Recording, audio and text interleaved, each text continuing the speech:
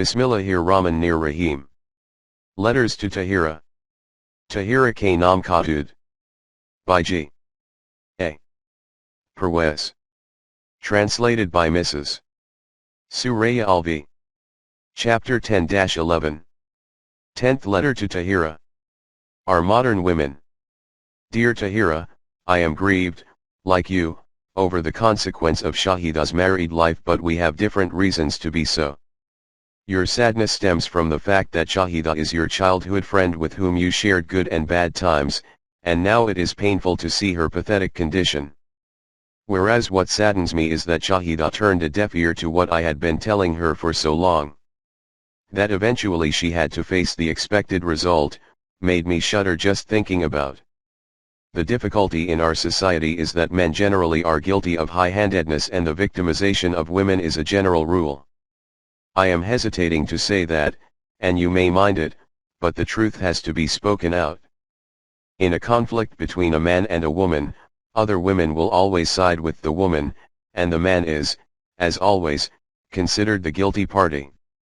If you consider Shahida's life and its consequences objectively, then I am sure you will agree with me that the outcome was in line with the positions taken. Saeed was not guilty. Rather, the patience, courage, and tolerance with which he bore everything is praiseworthy. Life of a modern wife. Shahida's lifestyle was such that she never woke up before 9 in the morning, because she never slept before midnight. If today she is at the club, yesterday it was a big meeting where she had to speak, and the next day would be the last show of the seminar. If there was no function outside the house, then she would invite her friends to dinner at home and they would gossip till midnight. Poor Saeed had to work in the office the whole day long. How could he keep awake till midnight? In the beginning he kept her company till late at night, but later he found he could not cope. Anyway, it was quite considerate of him that he never checked Shahida rudely or sternly. He tried to reason with her, but he was never harsh.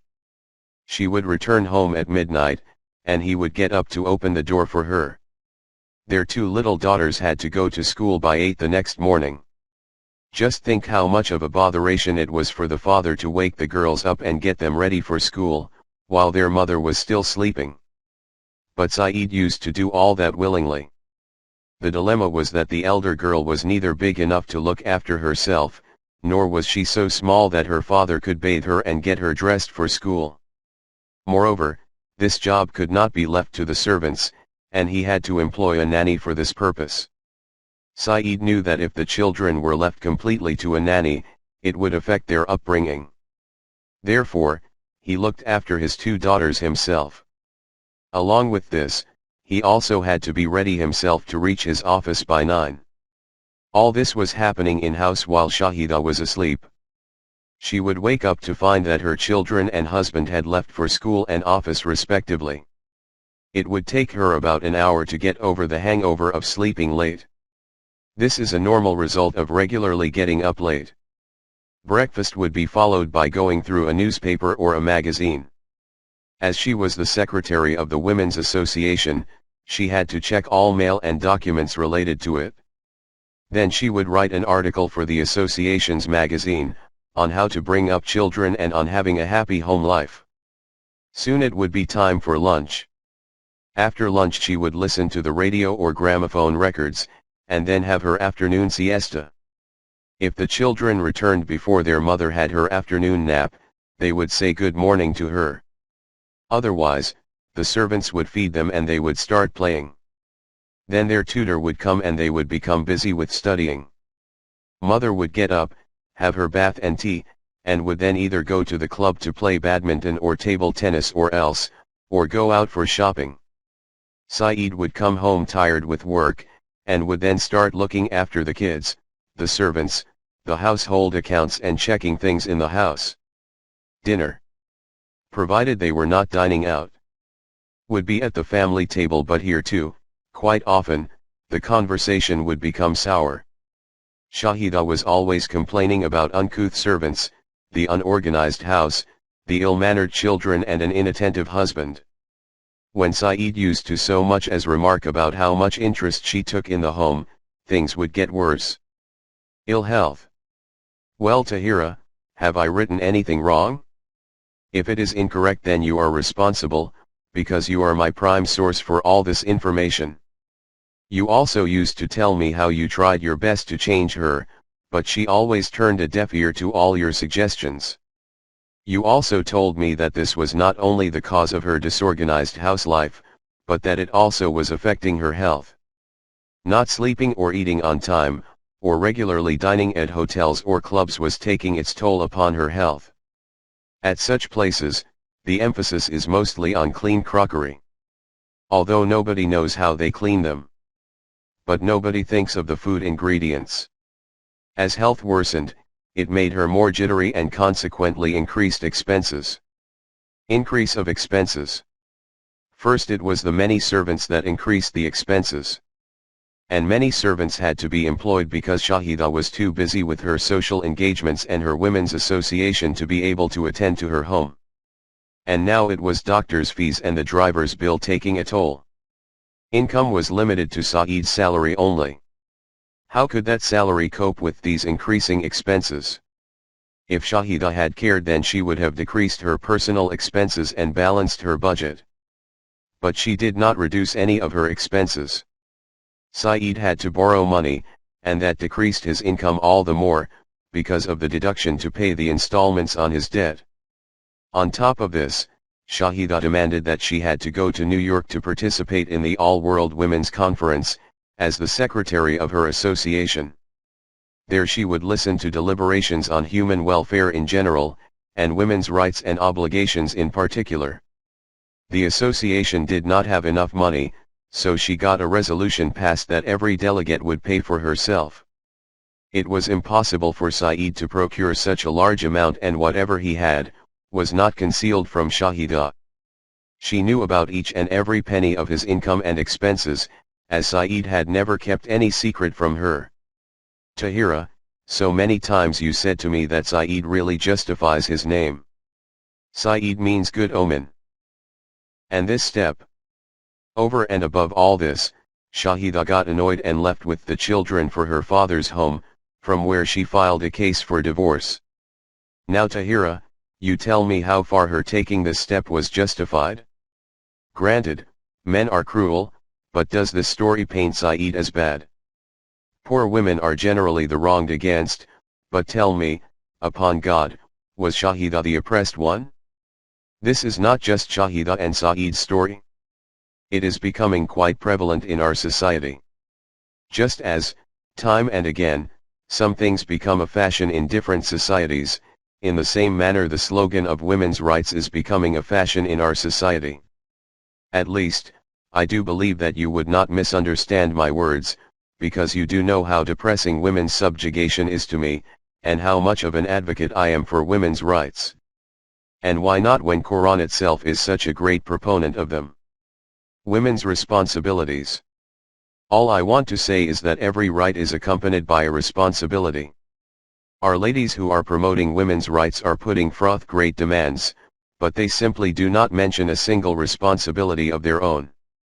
I am ready to fight for every right that has been given to women by the Quran, and which has been suppressed by men who use religious laws which were formulated during the reign of suppressive kings as shields.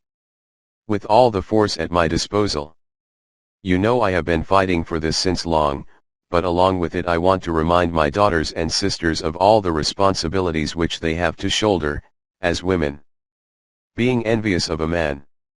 Whether you admit or not, Tahira, it is a fact that in our times, subconsciously, women have come to think that it is an utter disgrace to be a woman. This creates a conflict in their minds, which manifests itself in such slogans that women are equal to men. All the jobs which men can and will do, women can and will do too. On the surface these slogans sound so revolutionary and seem to raise the status of women. But my dear daughter, our sisters have yet to understand how much these demands and slogans are depressing their status. I quote the Quran, which said about the women of the era before Islam that in a dispute, she herself cannot explain her case explicitly. 43:18. This is exactly the position of these women in our times. They rise to fight their case without understanding what their strengths are and what their demands are. They want to safeguard their rights and demand the status of men. Remember Tahira, a woman has her own place in this world. If a woman wants to give up her position in exchange for a man's status, it is nothing to be proud of. This, on the contrary, makes men believe that they really do have a higher status, which in turn makes women clamor for and demand their rights. Duties of men and women. In nature's scheme of things there is no difference between the status of men and women. However, their duties are different. Their physical and biological differences reflect these duties. This difference, in fact, is the reason why a greater part of a woman's life is spent away from the practical realities of life. Consider, for example, the responsibility of pregnancy, childbirth, lactation, or nursing an infant. This handicap does not mean that she becomes lower in status to a man. Looking at it from this viewpoint, raises the woman's status even higher than that of a man. Despite these handicaps, a woman, if she wants, can do everything a man can do. But a man can never, no matter how hard he tries, accomplish what a woman's handicaps can perform. When a woman asserts that she wants to fulfill the duties of a man, she not only lessens her position, but she also pronounces a radical change in the nature's scheme of things. This is so, because if they start performing men's duties, then who will perform the duties of women? A man is not capable of performing these duties. Please remember, my daughter, that woman is responsible for the posterity and propagation of the human race. If she considers this ability to be demeaning and finds it difficult to fulfill her duties, then she would be interfering in nature's plans. The outcome is that, in spite of demanding her rights, she is depriving herself of the satisfaction that would come from fulfilling the duties prescribed by nature. As such, she has trapped herself in a psychological tussle. She cannot erase the biological difference of her physique, but by hating it and instead taking pride in man's physique, she has put herself into a self-made cauldron of discontentment. Tahira, firmly put in your mind, that by virtue of being a female, a woman qualifies herself for immense dignity and respect. But who would be more unfortunate than she, if she feels ashamed of being a woman? Her penchant for striving to be a man, robs her of mental self-enlightenment and the warmth of her humanness. There cannot be a worse predicament of her, and for that matter for humanity. Remember Tahira, home plays a foundation-laying role and the family has a pivotal position in the formation of the human race. A society that does not maintain the family, as it is happening in Europe in general and in Russia in particular, then its forthcoming generations are bound to be wayward and rudderless. Woman plays a central role in forming a home, hearth, and family. She has a major share in making a heavenly home and a dignified nation. If a woman tries to shoulder men's responsibilities by ignoring her own precious and important duties, then she is being unfair not only to herself but to her own society and to the whole of humanity. When I say this, I do not mean that women should not participate in what men are doing today. All I am saying is that she should fulfill her prime duties first, and when she is content that she has done this satisfactorily, then by all means she should participate in other aspects of life. European women.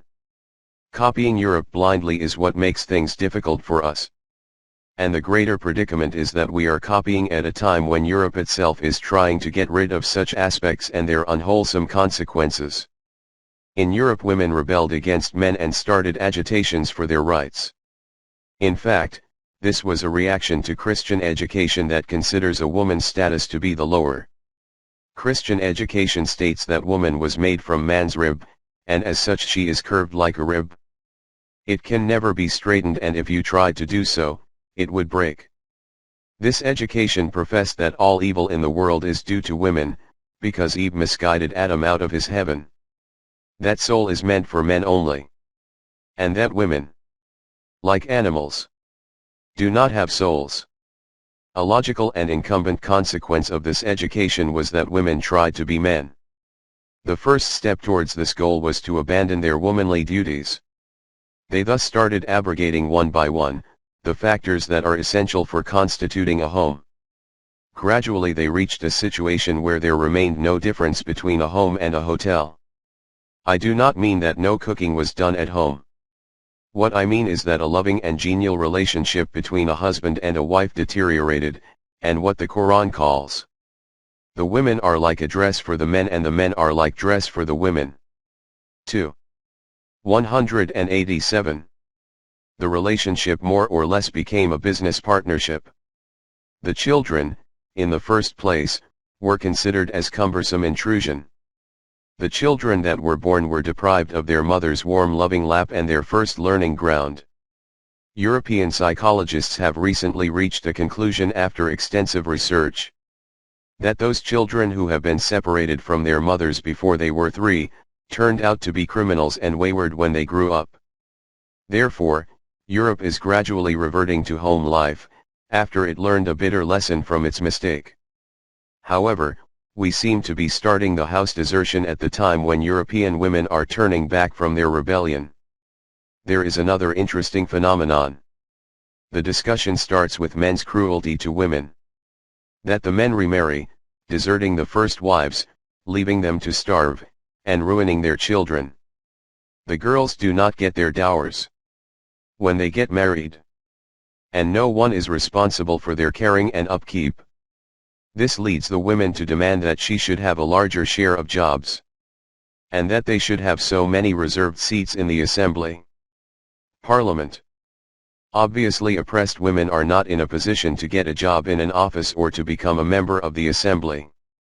Those who are able to get jobs in the offices, or become members of the assembly, are usually not the oppressed and downtrodden ones. Member of assembly.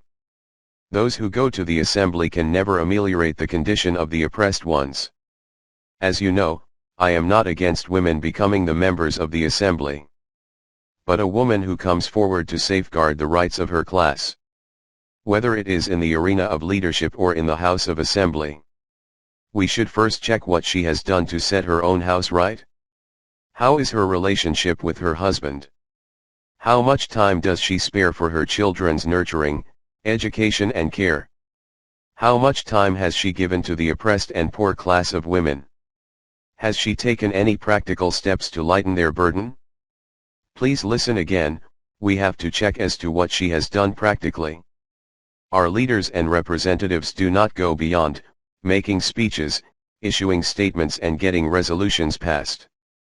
I need not dwell upon these things in detail because, these are all the things which you used to say to Shahida. Then she used to brag about reforming the whole society. Rather humanity. Right? But her own house was in disarray. She used to formulate programs on how to care, nurture, and educate the whole future generations on correct lines. And she herself never even asked her children as to what they did or what they studied. She tells all the women of the world how to win their husbands' hearts, but she herself could not succeed with a husband like Saeed. In her essays, her heart bleeds for the condition of the wronged and oppressed women. But she is absolutely ignorant about the real lives of these downtrodden women and their living conditions. She reproaches others for not doing anything for their daughters and sisters who do not have enough to wear, while she orders silken brocade mattresses for her dogs and for herself. Tahira, you yourself used to reprimand Shahida for all these things. After all this, what do you think would be the outcome of Shahida for leading such a life? As for the welfare societies she used to form for the betterment of those women, what example can she set for them? Practical example. Remember, my dear daughter, the person capable of reforming a society is the one who can say with full confidence, to a gathering of not only his friends or admirers, but his adversaries, I have lived my whole life among you, can you not surmise whether my claims are truthful or false? 10. 16. The one who cannot make such a statement can neither have a successful life, nor revolutionize a society. Until the Shahida of our nation can look after her own house and herself, she cannot become the caretaker of humanity. 2. 143. Quran assigns this duty to the Muslim nation. This is the stable system of life. 30. 30. It is generally said, don't see who is saying it, but listen to what is being said. Meaning, if somebody advises you to do good, do not reject it by saying, physician, heal thyself. You should evaluate whether whatever is being said to you is good or not. If it is good, follow it; if not, then reject it. This maxim is true, but it only applies to the person who is being advised. It is also necessary that the advisor should adhere to the principles he is propounding, otherwise his expositions would not be effective. Actions always speak louder than the words. People, not conforming to their principles in their practical life, can never reform a nation. This is the main reason why our women's associations have not been effective. The women of these associations who want to reform others, lead lives that require much desired reforms themselves. If they can set their own homes in order and then come out to reform, then you will see how their efforts will bear fruit. But if they want to keep a house like Shahida's and then want to set their nation straight, then it is nothing more than deceiving others, besides themselves. Finally, I would like you to understand that if a woman has high ideals of collective life and believes she would be unable to fulfill her duties as a wife, then she should not marry. However, exception should be made for a person who is fully equipped to live this kind of life. But if she marries, then family duties should take the priority. Peace be with you. Parwez. 11th letter to Tahira. The importance of minor matters at home. My dear Tahira, you must be wondering about the fact that on the one hand, the Quran suffices with basic instructions on important matters of life, while on the other hand it gives specific guidance on minor matters in society. For instance, don't be caustic to people. Do not shout or yell. Do not be arrogant. Get permission before you enter somebody's house. How you should sit formally. If you have completed your work, do not waste other people's time in aimless talking, etc. etc. But my dear, perhaps you have not pondered over how important these little things in life are. Major problems are faced in life occasionally, and these are generally confronted by special people. But you come across these everyday happenings at every step in a society, and by everybody. Small happenings. The foundation of the fort of life, no doubt, is built upon those facts which the Quran describes as principles, but the rest of the building is constructed on it by these bricks which are known as the daily small happenings. Just imagine. No matter how much of a man of principle a person is, if he is impolite and caustic, then although the people who deal with him will learn from his principles, he will in fact cause them more distress than benefit by his impoliteness. People will shrink away from him and avoid meeting him. In fact, a person's character is depicted by these small gestures. Adhering to principles is like fuel in the car of life. It is true that a car moves with petrol in it, but you know how much Salim cares for the engine oil that goes with the petrol. He says the lack of petrol would at the most bring the car to a halt, but if the oil is not there, it would burn the engine. If following principles is like petrol, then the small details of life work like oil. If these are missing, they cause friction which can burn the delicate strands of a mutual relationship. Just consider whether these small details which the Quran describes for social life are of passing importance, or are they vital like permanent values. Is impoliteness and being caustic, which was shunned 1400 years ago, considered praiseworthy today? You will see that these things are just as important today as they were then. These social etiquette and manners have their own standing, and it is absolutely necessary to follow them and to preserve them. Social manners at home. These social manners and mores are important in every aspect of life, but their importance is greatly enhanced in home life. I see so many families, husband and wife, or other relatives, where there was nothing objectionable as a rule, but ignoring these niceties at home ruined their peace and contentment. Or at least it is no longer the same between a husband and wife, a life which the Quran calls a haven of love and peace. Just think of it, when a husband comes home with a smiling greeting and the wife greets him graciously, how depressions and frictions can get drowned. When one person's unintentional mistakes could be rebutted by only a real smile, it would certainly reward one with a heavenly home. Also, if one person flares up and the other remains soft-spoken, this would douse a fire. On the other hand, if a wife gets annoyed and goes to the other room poutingly, instead of discussing a conflicting problem seriously, it could create a deep rift between the two people. Also, not admitting one's shortcoming, and keeping on arguing to prove one's point, can rob a home of its peace. Here I am talking about impoliteness or sour behavior and the like, but I have observed that carelessness in small matters around the house creates a tense atmosphere at home.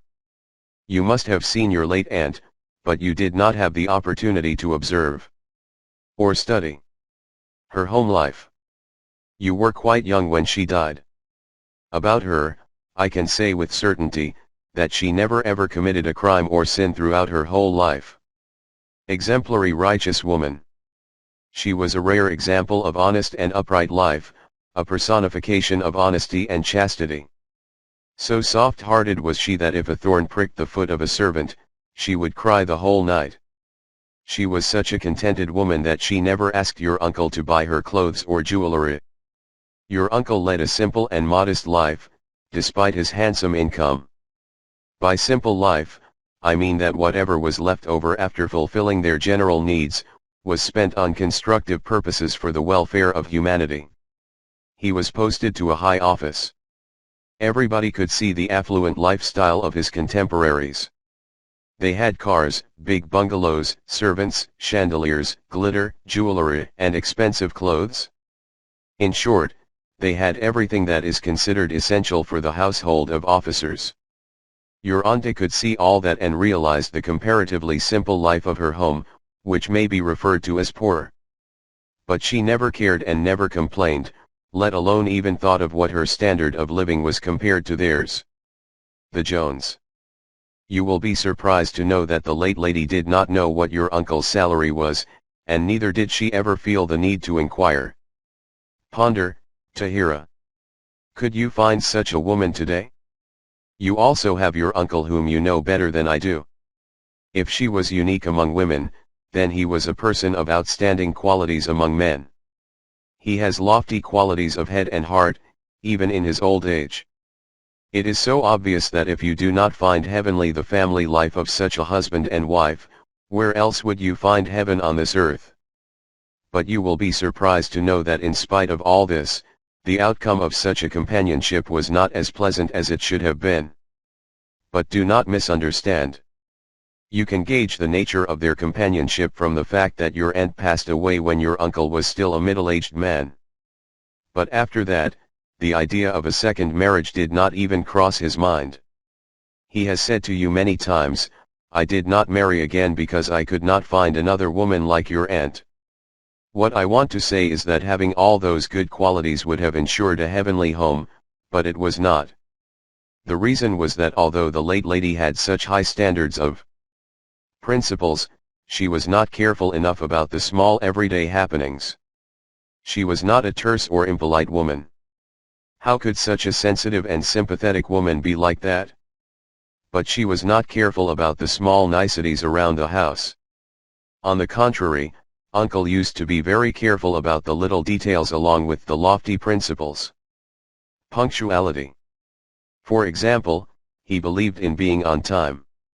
You must have noticed, punctuality was so important for him, and he was intensely particular about it. But your aunt, like it is usual for the woman in our society, was never bothered by punctuality. This is a small issue, but think how much friction they must have been having on this one point, throughout the day. By friction, I do not mean quarreling, I mean mental confrontations.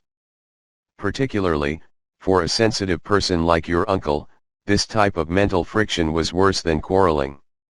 We often noticed that whenever they had to go out somewhere, Uncle used to be ready and waiting outside the door, but Auntie took her time coming out from the house. Not a thing in its place. On inquiry you found out that she could not find one of the shoes of the pair. This was the second difference in their habits. Uncle believed in a neat lifestyle. You could get at this neatly kept things even in the darkness of night. You only had to reach for the thing you wanted, and you would find it even in the dark. In contrast, Auntie's predicament was that if she found the salt shaker, then she would not find the pepper shaker. If the motor was in front of her, then she could not find the pressing stone. Whenever you went to her house, the first thing you heard was, "I had it in my hand a minute ago, but can't remember where I put it." This was the third point of incompatibility in their habits. Uncle's memory is so sharp, till today, that he can tell you where a stone or electric post used to be 30 years ago. Absent-minded. Auntie's forgetfulness was such that one evening I saw the girdle on the stove and she looked worried. When asked, she told that she had forgotten to knead the flour. She realized this only when she put the girdle on the stove. On the other hand, Uncle's habit was such that if he would not get his meal on time, then he would not eat. Mismanagement. We had seen that when heading towards the bathroom from his room. On the way he would straighten a bed, or move a chair to its proper position, or arrange a curtain properly, or pick up a child's misplaced book and put it in the satchel. But when he reached the bathroom, he would notice that soap was missing, but the towel was there. If his shirt was there then his vest was not. He used to protest loudly over this. He knew how heavily the scales of untidiness tilted towards his wife's good traits. These drawbacks of her were due to wrong upbringing. He felt quite unnerved by it, as you can guess. But do not measure your aunt as raw material in household affairs or management. Absolutely not. The only thing was that she was not as careful as your uncle about small niceties around the house. It would not have mattered if your uncle, too, was like that. However, since his disposition was different, he used to suffer. If only Auntie would have tried a little, it would not have been difficult to overcome her shortcomings. She should have done so. Now, your friends, if not you, would surely remark, "See, Mr. Parwez is after all a man, so he has sided with men. He says, Auntie should have changed and made her habits congruent with Uncle's. Why does he not say that Uncle should have tried to walk along Auntie's traits?" But dear, if you look carefully, you will discern the fact that I am not for or against anybody. It is obvious that Aunt's carelessness was not a good habit. On the contrary, Uncle's lifestyle was commendable. That is the reason why I have said that Auntie should have changed her habits to eliminate the friction. If Uncle would have been the careless one, and Auntie careful, then I would have suggested the same thing for Uncle. If you ask, what if both had been careless? Then either they would have corrected their habits with mutual consent, or if that was not possible, then they would have gone along with each other without friction. Compatibility. But how this kind of careless home affects children is quite obvious. It is absolutely necessary for a husband and wife to be compatible, first of all in principles, then in matters of habits and directions. Do you know why Quran forbids the marriage of a believer mu'min to a non-believing mushrik woman or vice versa? 221. Faith and disbelief are two antagonistic principles that take you to two different tracks of life. I have told you this many times before. Quran wants to highlight this fact that men and women of antagonistic beliefs can never have a harmonious married life. If two such people do get married, then they would have a life of hell. Quran says, people who want to perpetuate such a relationship do beckon you to the fire. But God beckons you, as per this commandment, to a life that promises to be heavenly and protects you from destruction. 221. Have you pondered, Tahira, why Allah considers the incompatibilities in matrimonial relationships as hell? These verses bring forth principal differences in faith, which are widely opposite ways of life.